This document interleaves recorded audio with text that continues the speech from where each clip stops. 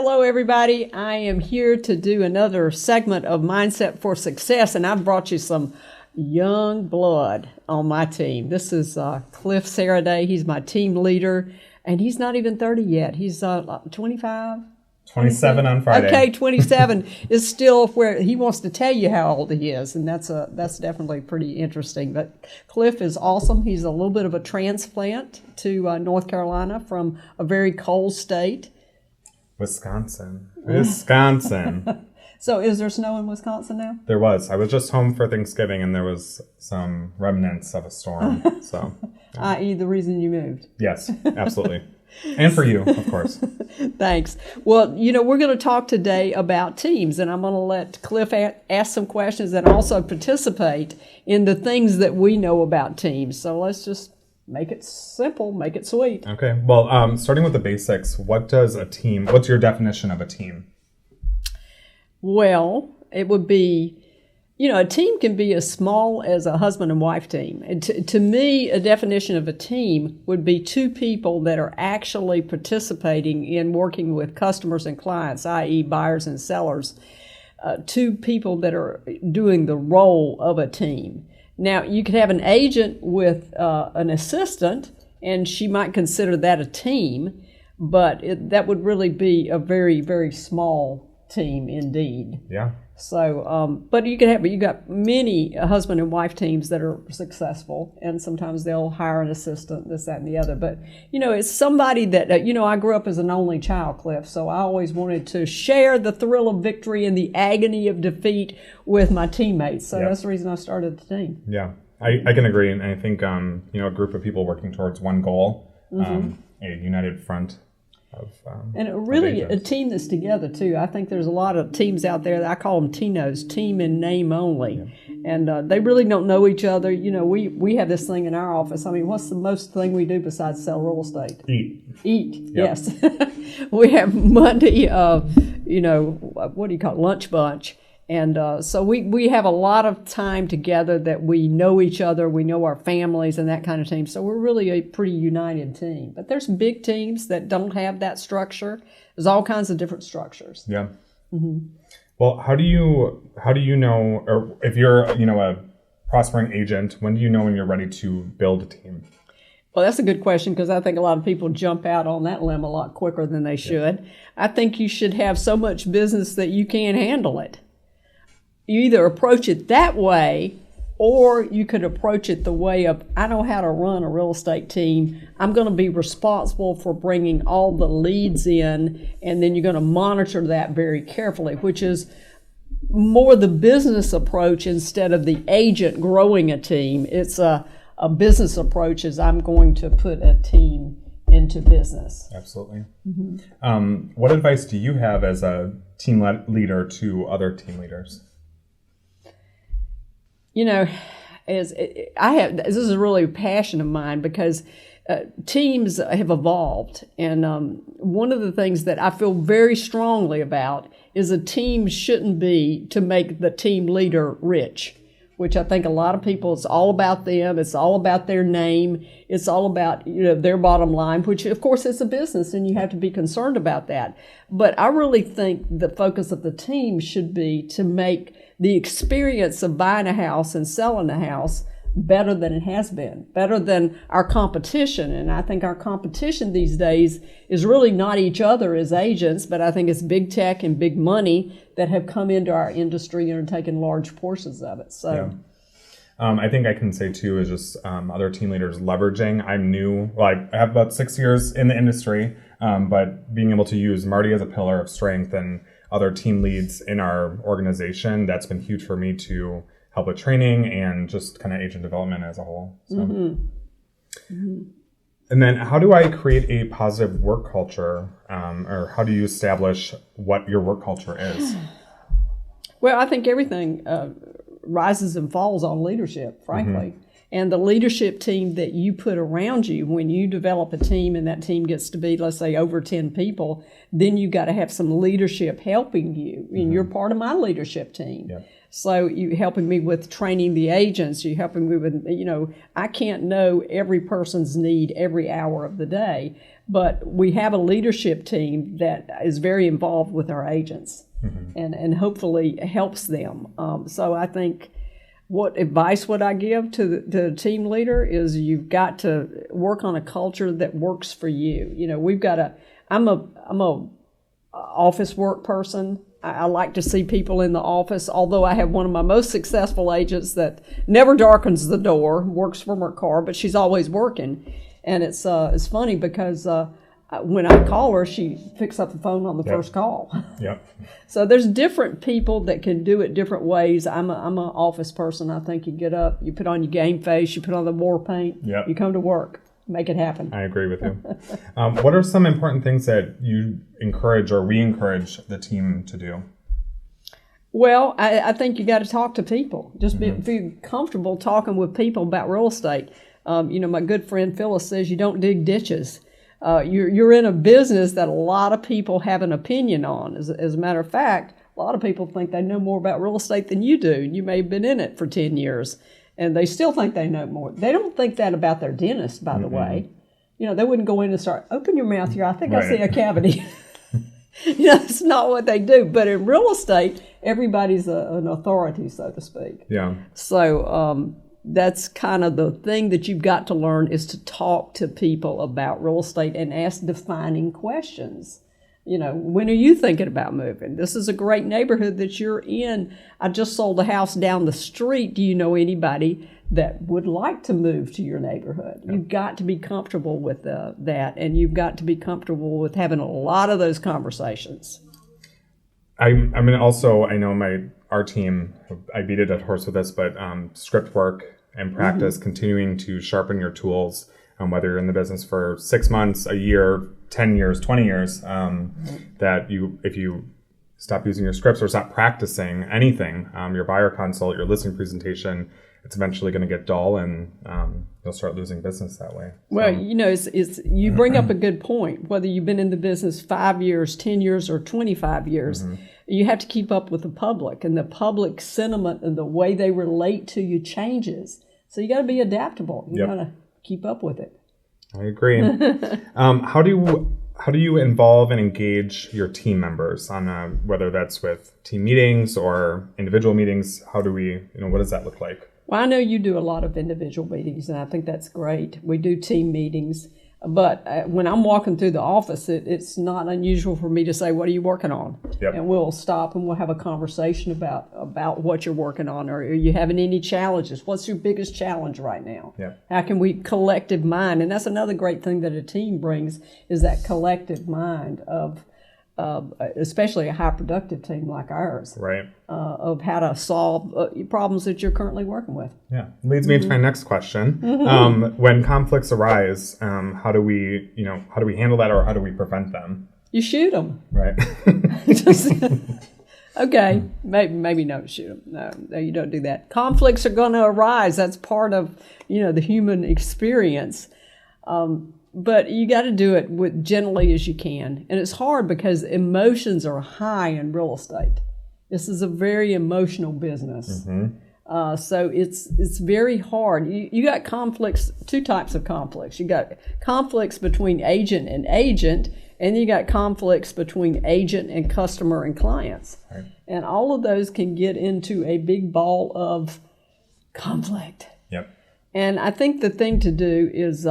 Well, I've always had this saying, real estate, is when you hear bad news, let's say you're working with a client and you hear something bad, the deal's falling apart.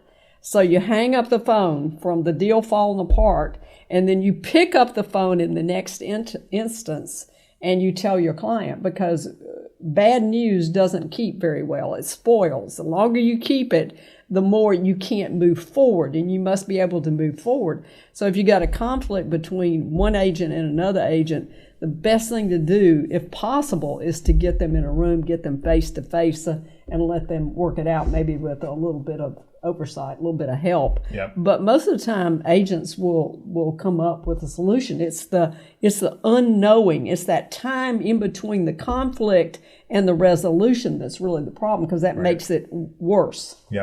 Well, we had a great example yesterday. An agent had a conflict with one of her listings, and we were in the team huddle, and we all started discussing it, and there was probably 4 different agents giving different inputs Right. on, how, Right. Ward would handle it, how Devin would handle it, how Desiree would handle it.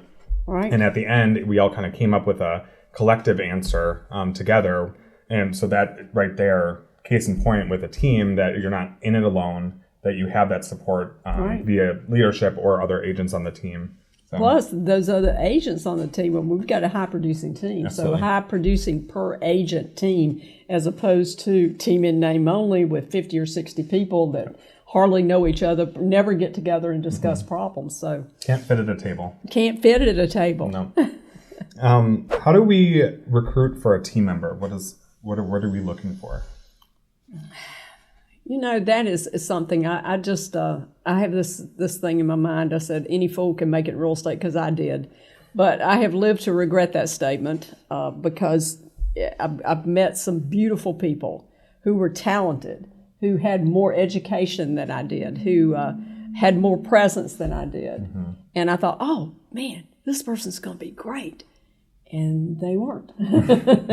They just got off the ground really, really flat. So I think the need, you got to have somebody. I love to have somebody that's the main provider for the family because I think that was what I was when I got into real estate. So when you're dealing with that, you're not dealing with somebody that is going to be satisfied with just a kind of a okay income. You're going to need somebody that needs to support that family. So the major earner is good, but also there's people who want to contribute to their family. Maybe they have a spouse at home that's bringing in income, but they want to work together and they want to they want to do their part. There's that kind of person too.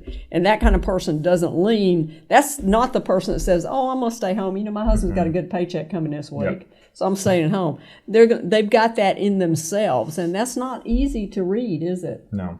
No. And I think when we talk about like going back to our team culture, looking forward into our subculture, when we're looking at agents, I met with an agent this morning, and I really look for that energy, that excitement for real estate. If I have someone come in, they're like, I'm looking for a flexible schedule, and I want to take a lot of vacations. You can do that, absolutely, but you've got to hustle to be able to take those multiple vacations a year. So we're really looking for, looking 12 months for us as a team. Those are the agents I'm looking to recruit on who's going to fit into that puzzle with us. You know what I call the kind that you were just talking? I just call the Miss America agent. And you probably don't remember this, but there used to be a contest called Miss America.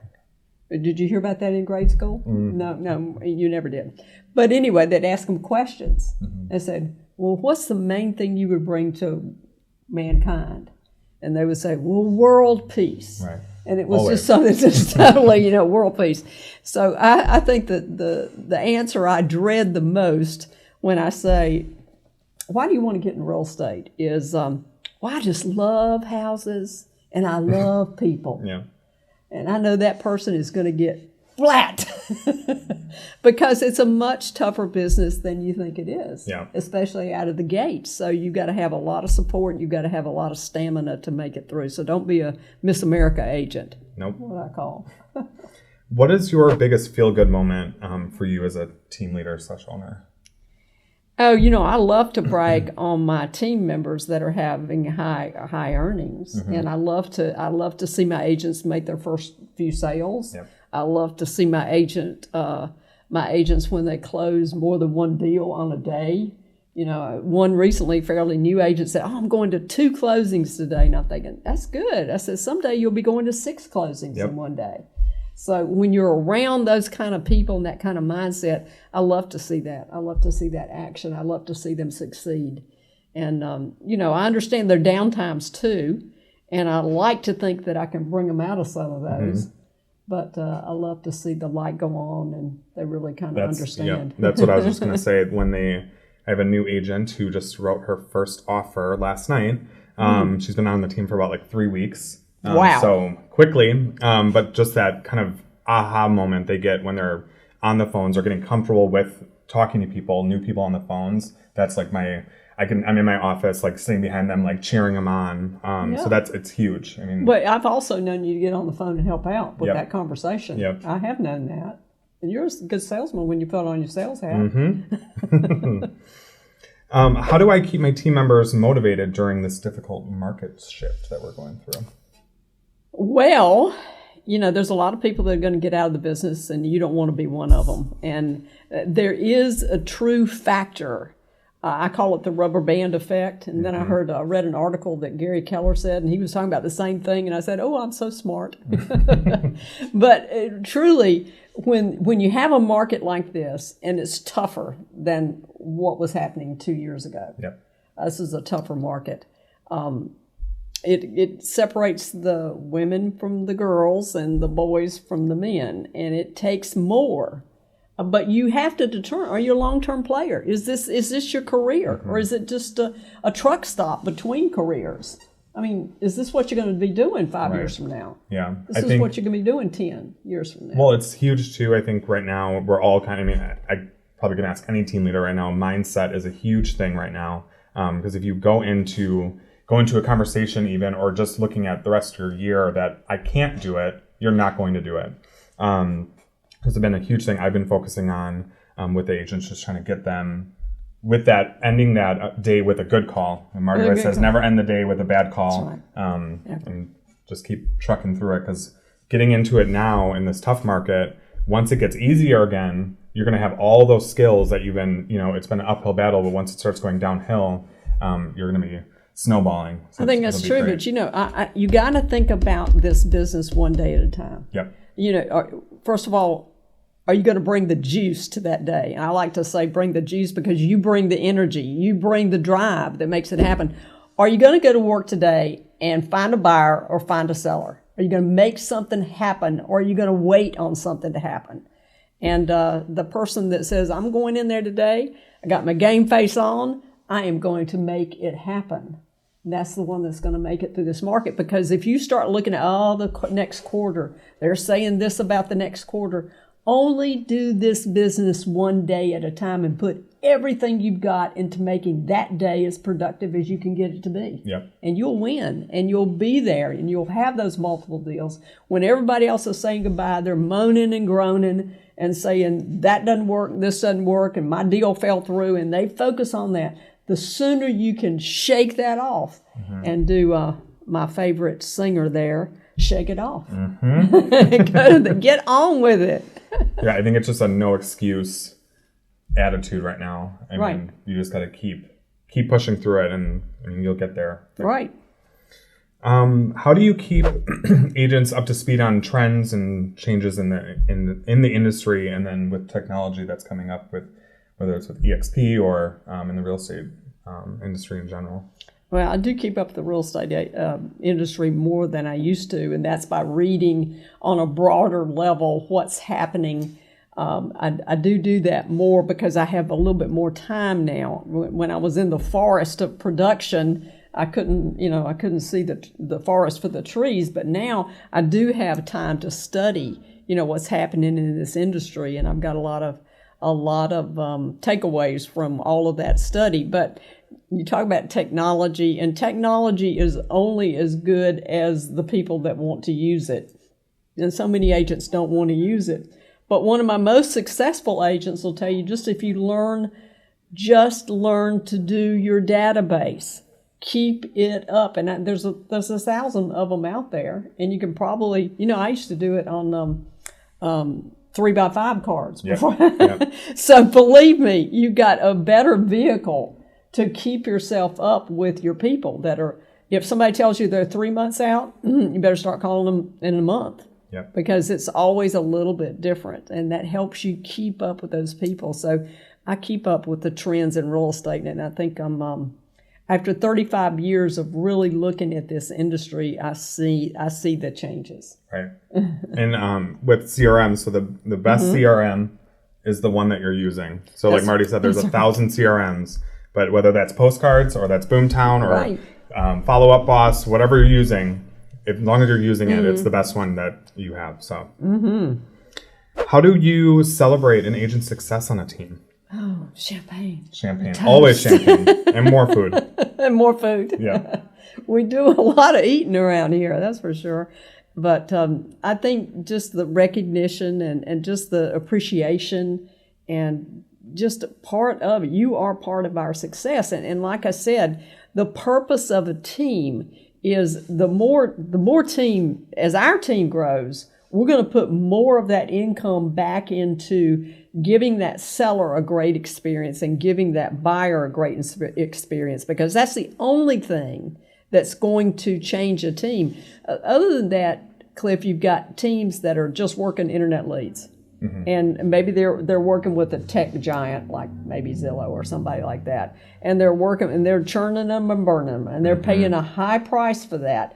But you know what? They're not keeping up with those people, and they didn't make that experience wonderful. Yep. And what I'm really looking for is to make that experience a white glove experience, something that is memorable, so memorable that they tell their friends, that they say, oh, you see what this team did for me? Mm-hmm. And I want to invest back in that. And honestly, one of the things that takes is it takes people that are good at customer service. Yep. And you got to have that support team around you, because agents are agents, and agents are out doing the next deal when they ought to be, patting somebody on the head, right, or on the hand and say, don't worry about this now. Yeah. I know you're a little worried, but don't worry about it. And we've got some great inside players that do that. So the best in the business, I think. So I think another thing too is celebrating small wins. I know every week, whether it's a new listing under contract or someone hit their goal, they closed 6 deals last month. And just those little wins, celebrating those small wins on a regular basis, right? I think it's huge, especially because real estate can be really daunting sometimes. So like getting to those 6 closings, they could have had a war before then. That's right. So making sure that we're just keeping them at the top of our mind too in leadership, because we can get lost in that as well. It's important for the agents to feel special, and we take care of our team. Take care of our team first before anything else. I love to recognize talent. When I hear somebody on the phone and they made, and we're in an area where I can actually hear the people when they're talking to our customers, our clients, and I love it when they've had a good conversation, so I can say, you handled that really well. Yep. Mm-hmm. Or you might have done this. I have been known to say. Let me call them back. Yeah. So I think we have a photo we want to put up. Have Marti talk a little bit about this, elaborate on being what's between a boss and a leader. What that means. I love this graphic, y'all, because if you've ever watched, what is that movie they had on Netflix? I don't know, it was a spiff on back on the 50s or something. It's about the workplace. The name will come to me, but business has changed so much over the years. It used to be the top one. It was top down. You go at it, you get out there. I mean, you have no idea. Our business has changed in real estate, but really, what you really need to understand is business in general. If you're going to run a team, run a big successful team, understand business, that business has changed. And I don't think it's the top down, you go to work or you're going to lose your job, buddy. I don't think that's it anymore. I think the leader is out front like the bottom of it, and they are in the trenches with their people, and they're experiencing the defeats and the wins, and you kind of go through it together. Yeah. I think that's what my idea of leadership is anyway. Yeah, I think that's huge too, because I know there's some, not necessarily just in real estate, but if you have a bad manager or someone that you're just not getting that support. So I think my goal as a team leader is just to be that pillar of support and strength for those agents, or like when they need me to jump on a call with them with a buyer or seller, or they're writing their first contract, that I can be there. And I also get to experience that excitement with them. So I get to kind of like live vicariously through them, through that sale. So that's huge for me, because the better that our team does, the better we do. And again, we're all going towards one collective goal, to maintain our status as a top team in Raleigh. Right. But we can't do that without them. So it really starts with the agents. And you can't. But it goes back to the collective. And I think business is going towards the collective I think it's going towards the team approach rather than the individual approach, just as we showed in that graphic. Let me give you an example. I just had a family member that had a very serious illness. We went through the doctor routine. We went to the first doctor. I won't say what city it was in, but it was started with an R. And, and that experience was so horrible that we left that meeting just downtrodden, thinking, oh, this is the worst thing forever. So we followed that up. That was on a Friday. And as a second opinion, we went to a team at another hospital, actually. And we had a team of 3 doctors that came in and met with us. And just, I cannot tell you the difference of how we felt after we walked out of that second meeting compared to that first meeting. And that's what I equate a great team to. It's not only the agent was great, but the listing coordinator was unbelievable. She took care of everything for us. And then the closing coordinator, you know, she calmed my nerves when I thought all was lost. And it was a collective effort of the team that made the experience so much better for the patient, in my case, or for the buyer and seller. And that's really what's gonna happen in this industry in the next 5 years or so. Absolutely. Yeah, I mean, because through agent experience, through buyer seller experience, that's what's going to keep, you know, that would maintain your agent retention. It maintains your, you know, your referrals coming back to you from buyers or sellers, that whole collective, starting from leadership all the way down to agent level. I agree. Well, we've got to the end of our questions. If you have any questions, we'd love to answer them for you.